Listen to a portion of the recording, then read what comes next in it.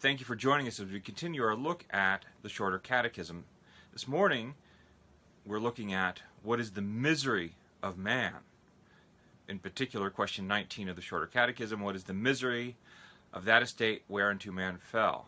All mankind, by their fall, lost communion with God, are under his wrath and curse, and so made liable to all the miseries of this life,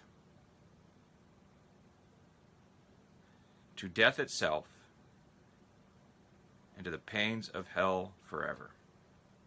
So let's break that up. First, all mankind by their fall lost communion with God. We see in Genesis 3:8, and they heard the sound of the Lord God walking in the garden in the cool of the day, and the man and his wife hid themselves from the presence of the Lord God among the trees of the garden. And so that very phrase, they heard the sound of God walking in the midst of the garden.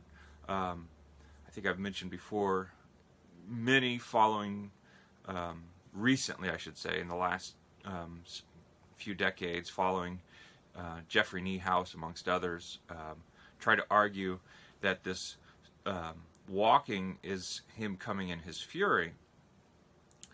Problem is that the phrasing of it is also used later, Leviticus, John, the book of Revelation, elsewhere, to describe the union and communion that God has promised his covenant people forever. And so what we see here is, as God comes in his habitual covenantal presence amongst his people, man flees.